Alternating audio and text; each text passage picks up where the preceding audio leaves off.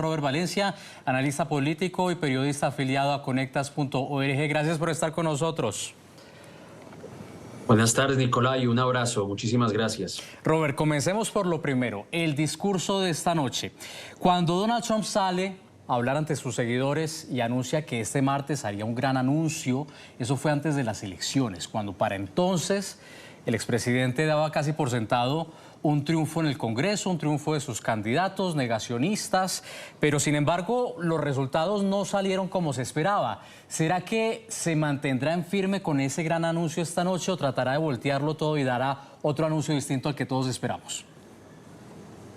Bueno, yo la verdad no sé, yo no sabría decir, no sabría cómo responder a esa pregunta. Lo que sí puedo decir es que, como siempre, Donald Trump va en contra de lo que dicen sus consejeros. Muchos le dijeron a él que aguardara su anuncio después del 6 de diciembre, que es cuando se den los resultados de la segunda vuelta de las elecciones en Georgia para el Senado, esperando si Herschel Walker será el ganador o en este caso Raphael Warnock del Partido Demócrata sea el ganador. Pero independientemente de ese resultado, los asesores de Donald Trump le pedían que esperara a que se diera a cabo esas elecciones y aún así, contrario a ese consejo, él va a optar por lanzarse a la presidencia. Y yo creo que él ya ha venido preparando el terreno porque desde hace ya varios días sabe quiénes son los contendientes más o los contrincantes más cercanos hacia él. Estamos hablando del gobernador de Virginia, el señor Youngkin, y en el caso de Ron DeSantis, que es el actual gobernador de la Florida y quien surgió como uno de los grandes vencedores, por lo menos dentro del Partido Republicano hace 8 días. Así que yo creo que él ya tiene el terreno preparado y a medida que vayamos sabiendo quiénes se unirán a la contienda republicana de cara al 2024, pues él va a comenzar a enfilar sus armas y sus ataques en contra de estos candidatos. Pero obviamente su ego es muchísimo más grande que cualquier estrategia y que cualquier consejo que le brinden sus asesores. Eso está más que claro. Robert, pusiste en la tabla, en la mesa, un nombre bastante interesante del que muchos están hablando en este momento y es Ron DeSantis, a propósito de Florida, el gobernador que logró reelegirse en las pasadas elecciones del 8 de noviembre. Ha habido todo un cruce de declaraciones entre uno y el otro, el expresidente Donald Trump llamando mojigato, por ejemplo, a Ron DeSantis, y a mí me llamó bastante la atención, como estoy seguro a muchos periodistas, a muchos analistas, la atención, la última parte del discurso triunfal de Ron DeSantis en la que esto fue lo que dijo el gobernador de Florida. Hemos logrado más de lo que nadie creía posible hace 4 años, pero tenemos mucho más por hacer y apenas he comenzado a luchar. Gracias por una histórica victoria aplastante. Donald Trump le dice que no se lance a la presidencia en 2024 porque empieza a sonar con fuerza. Y la respuesta o la aparente respuesta de Ron DeSantis en su discurso es: apenas he comenzado a luchar. ¿Esa frase podría interpretarse como una, no sé, quizá declaración de guerra? Bueno, según lo que han dicho los asesores de Ron DeSantis, es precisamente que Ron DeSantis no le presta mucha atención a lo que dice Donald Trump. Realmente ha hecho caso omiso a sus apodos, como tú acabas bien de mencionar, lo que ya le puso Donald Trump, como siempre, que es un experto en ponerle sobrenombres a las personas, ya lo llamó Ron DeSanturrón, vendría a ser esa traducción literal a lo que él como lo ha venido llamando. Incluso, por ejemplo, al gobernador Youngkin de Virginia le dice que Youngkin tiene un sonido, el apellido de él tiene un sonido más o menos a un apellido chino. No sé qué tipo de aseveración está tratando de hacer allí, si suena, bueno, realmente me parece que suena un poco intolerable y racista de parte de Donald Trump. En fin, ya él comienza a lanzar esos ataques y esas carnadas para ver si de pronto alguno de ellos dos muerde el anzuelo y entra en el juego que a él le gusta entrar, que es simplemente generar todo este barullo y todos estos ataques que obviamente para los medios de comunicación, pues obviamente es entretenimiento, pero creo que tenemos que aprender la lección del 2015 de lo que es Donald Trump y él no se va a detener en eso. Yo creo que los mismos asesores han dicho que con DeSantis pues simplemente se van a mantener al margen de ese tipo de acusaciones esperando que Ron DeSantis haga un anuncio oficial. Pues obviamente está todavía muy fresca su reelección pero creo que es más que evidente que muchos conservadores, incluso en algunas partes como el estado de Texas, una encuesta realizada allí señala que muchos conservadores republicanos preferirían a Ron DeSantis sobre Donald Trump, e incluso algunos donantes millonarios en Estados Unidos dicen,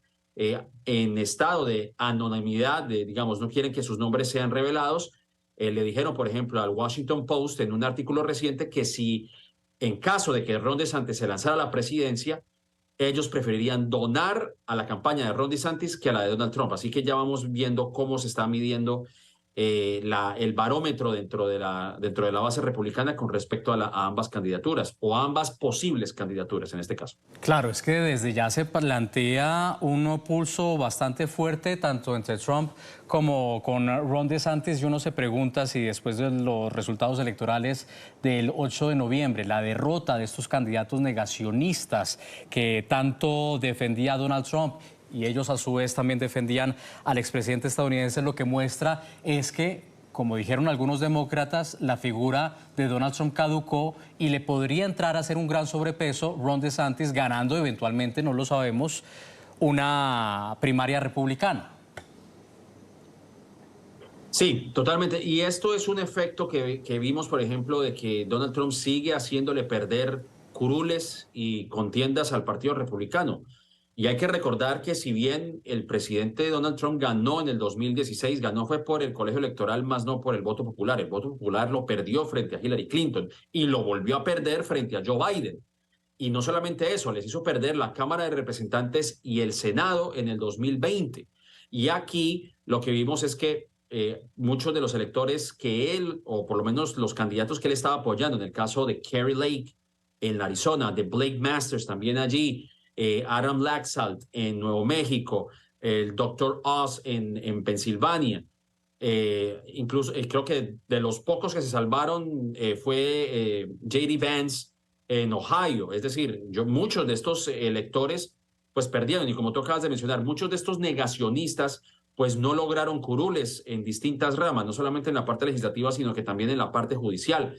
Muchos secretarios de Estado en distintas partes de Estados Unidos que también se negaban a admitir que Joe Biden fue el ganador, pues no ganaron. Sí hubo ciertos electores que sí lograron curules importantes, e incluso muchos de ellos que incluso hicieron parte de la toma del Capitolio en el 6 de enero, pues llegaron a ocupar curules en estas elecciones. Así que vamos a ver si esa tendencia, y hay también que analizar que Joe Biden, por lo menos del lado de los demócratas, se hicieron al control del Senado. Así que todo puede ocurrir en los próximos 2 años. Vamos a ver si Joe Biden sigue, continúa con unas victorias legislativas que incluso podrían realzar su imagen de aquí al 2024, todo dependiendo obviamente si el presidente Joe Biden opta por lanzarse a la presidencia, porque bien lo dijo en un discurso que lo iba a analizar con su esposa en los próximos meses. Pero de cualquier manera, para los demócratas estos próximos 2 años van a ser clave,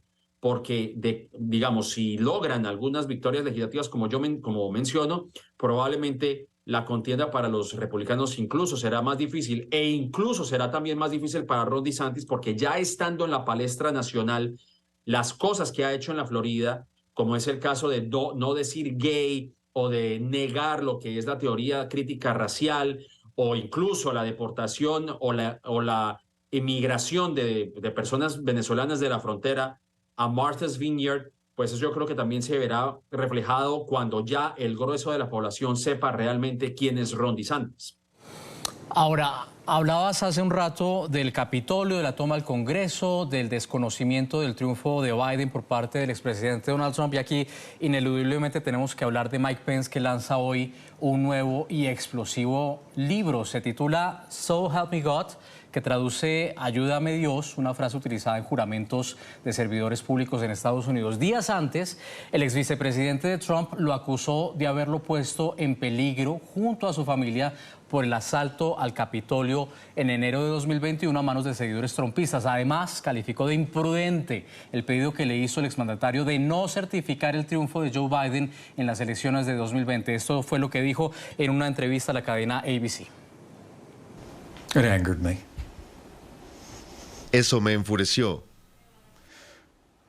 Pero me volví hacia mi hija, que estaba cerca, y le dije, no hace falta valor para infringir la ley, se necesita valor para defender la ley. Quiero decir que las palabras del presidente fueron imprudentes. Había decidido ser parte del problema. Muchos se preguntan, Robert, si el lanzamiento de este nuevo libro de Mike Pence, que coincide con el anuncio, el famoso anuncio que era esta noche el presidente Donald Trump, es meramente coincidencial. Pero surge aquí una pregunta: ¿qué tanto remueve estas declaraciones el escenario político a horas de este esperado anuncio de Donald Trump?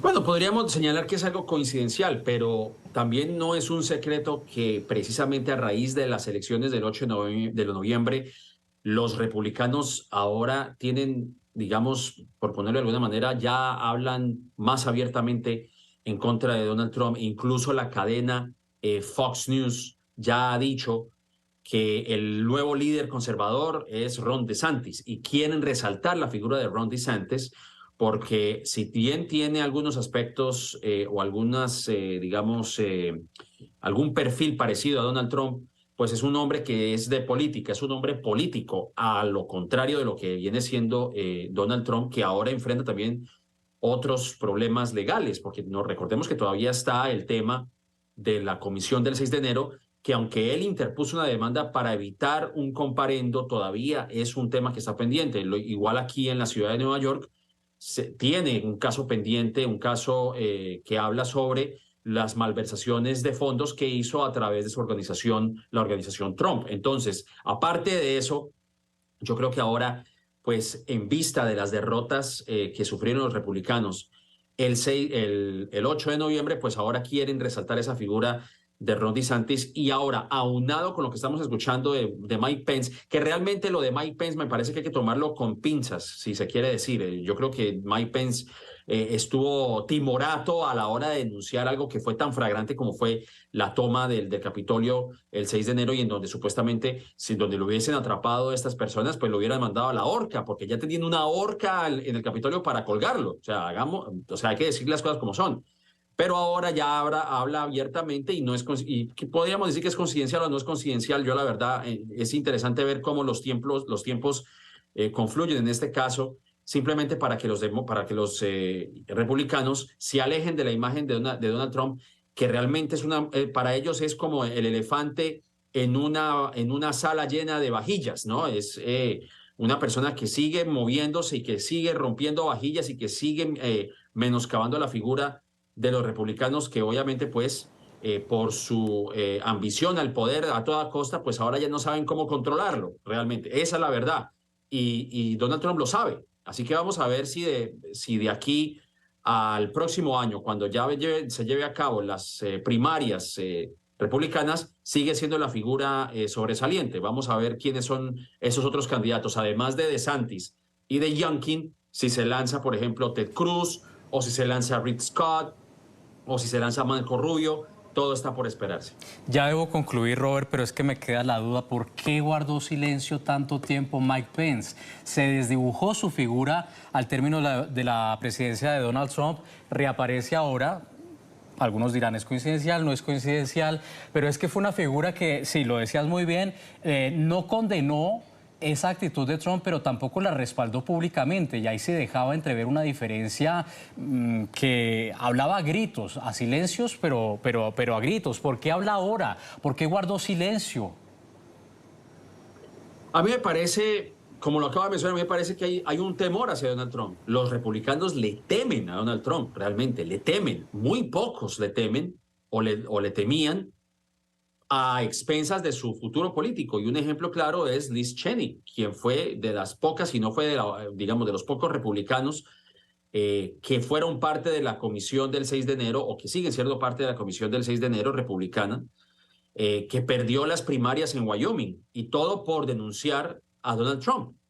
Es decir, hay un temor dentro de la base republicana por denunciar abiertamente a Donald Trump, muy a pesar de que les hizo perder curules y les hizo perder la Casa Blanca, ni más ni menos.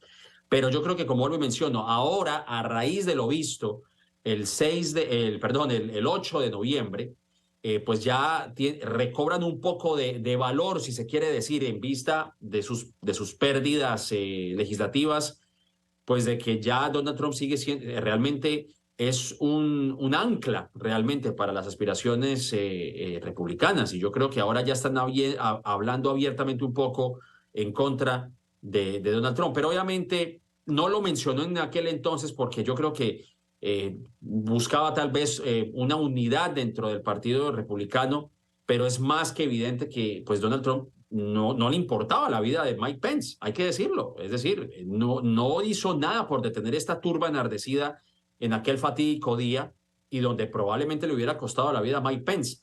Pero obviamente para muchas de esas personas prevalece la política, la ambición política por encima de la dignidad. Esa es la verdad. La ambición política y la ambición también quizá por el poder. Robert Valencia, desde Nueva York, analista político, gracias por haber estado con nosotros. A ustedes, muchas gracias.